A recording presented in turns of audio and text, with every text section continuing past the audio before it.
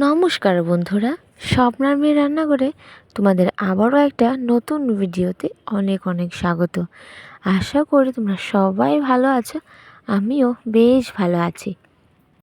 আর রান্নার স্বাদের কোনো শেষ নেই, তাই আজকেও একটা স্বাদের রান্না নিয়ে তোমাদের সাথে চলে আসলাম শেয়ার করব বলে। সো প্রথমেই আমি কিন্তু কতগুলো দুধের সর ছেঁকে ছেঁকে আলাদা করে রাখছি। আর সেটা কেন, সেটা জানতে হলে পুরো ভিডিওটা কিন্তু স্কিপ না করে দেখতে হবে। তো চলো দেরি না করে শুরু করি আজকের রান্নাটা। তো প্রথমেই গ্যাসের মধ্যে আগুনটা ধরিয়ে দিলাম। তারপর আমার সুন্দর কড়াইটা বসিয়ে ওই কড়াইয়ের মধ্যেই দিয়ে দিলাম কিছু সাদা তিল আর চালমগজ। এখন ভালোভাবে নাড়াচাড়া করে চালমগজ আর সাদা তিলকে ভেজে নিলাম। বেশ অনেকক্ষণ ভাজার পর কিন্তু আমি এখন সাদা তিল আর চালমগজগুলোকে নামিয়ে নিলাম। আজকে আমি রান্না করব কাতলা মাছ। আর এই কাতলা মাছ দিয়ে আমি কি রান্না করব, ভিডিওটা দেখতে থাকো। তো প্রথমেই আমি 3টে মাছের পিস নিয়ে নিলাম।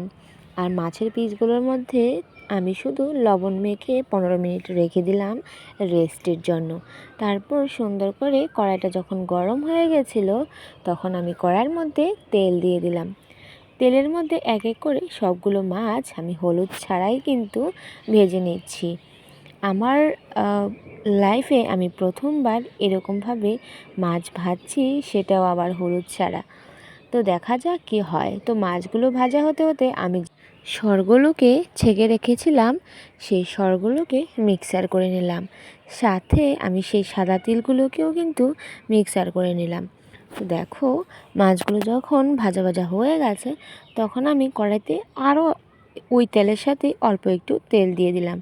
আর তেলের মধ্যে দিয়ে দিলাম কয়েকটা শুকনো মরিচ, একটা তেজপাতা।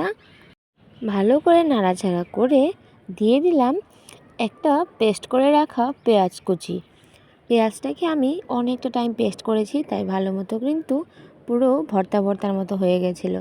আর সেই পেঁয়াজের মধ্যে আমি দিয়ে দিলাম অল্প একটু কাশ্মীরি লঙ্কা গুঁড়ো। আর তারপরে দিয়ে দিলাম বেটে রাখা সরগুলো। আমি কিন্তু সরের সাথে অল্প একটু জল দিয়ে ভালো করে মিক্সার করে নিয়েছিলাম। তারপর কিছু সময় নাড়াচাড়া করার পর যখন একটু সরটা ভাজা ভাজা ভাব হয়ে এসেছিল, তখন আমি দিয়ে দিলাম অল্প একটু লবণ। আমি লবণের পরিমাণটা একটু কম দিয়েছিলাম, কারণ আমি তো আগের যখন মাছগুলো আমি লবণ মেখে রেখেছিলাম, তখন লবণের পরিমাণটা মাছে অনেকটা দিয়ে দিয়েছিলাম। তাই তোমরা কিন্তু যখন এই রেসিপিটা ট্রাই করবে, অবশ্যই লবণটা বুঝে শুনে দেবে। তো দেখো, লবণটা দেওয়ার পর কিছু সময় ঝোলটা যখন ঘনত্ব হয়ে এসছে, তখন আমি দিয়ে দিলাম অল্প একটু জিরের গুঁড়ো। জিরের গুঁড়োটা দিয়ে আবারও একটু নাড়াচাড়া করে এখন আমি এক এক করে কিন্তু সবগুলো ভেজে রাখা মাছ ঝোলের মধ্যে দিয়ে দেব। আর এখন যে ইনগ্রেডিয়েন্টসটা দেব, সেটা হলো এই রেসিপিটার সবথেকে ইম্পর্ট্যান্ট। আমি প্রথমেই একটু জল দিয়ে নিলাম, যাতে মাছগুলো ভালোভাবে সেদ্ধ হয়ে যায়। আর এই যে দেখো, এখন দিলাম অল্প একটু চিনি। আর এখন দেব ফাইনাল জিনিস, যেটা না দিলে কিন্তু এই রেসিপিটা পুরো অসম্পূর্ণ। আর সেটা হচ্ছে আমি যে ভেজে রেখেছিলাম তিল আর চালমগজ, সেটার পাউডার। এই রেসিপিটা টেস্ট করার যে একমাত্র প্রধান, সে হলো সাদা তিল ভাজা আর চালমগজ ভাজা। তো দেখো, ফাইনালি কিন্তু আমার তরকারিটা কমপ্লিট। তোমাদের কীরকম লাগলো রেসিপিটা জানিও কিন্তু। আমি আমার লাইফে ফার্স্ট টাইম ট্রাই করলাম। আমার হাজবেন্ড কিন্তু খুব ভালো বলেছিল খেয়ে, রিভিউ কিন্তু দারুণ এসেছিলো। তো তোমাদের দেখতে কীরকম লেগেছে জানিও। আর যদি তোমাদের দেখতে ভালো লেগে থাকে, অবশ্যই আমার মতো একবার ট্রাই করে দেখো, তোমাদেরও ভালো লাগবে। নিজেদের আপনজনদের এরকমভাবে মাছগুলোকে একটু অন্যরকমভাবে স্পেশাল বানিয়ে খাওয়াও, দেখবে আঙ্গুল কিন্তু চেটেপুটে খাবেই খাবে। তো আমার হাজব্যান্ডকে খাইয়ে কিন্তু আমি বসে পড়লাম নিজে ট্রাই করার জন্য। খেয়ে কিন্তু অসম্ভব ভালো লেগেছিল। আজকের জন্য এখানেই বিদায় নিচ্ছি।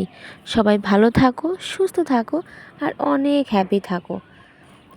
ফিরে আসছি আবার নেক্সট কোনো ভিডিও নিয়ে।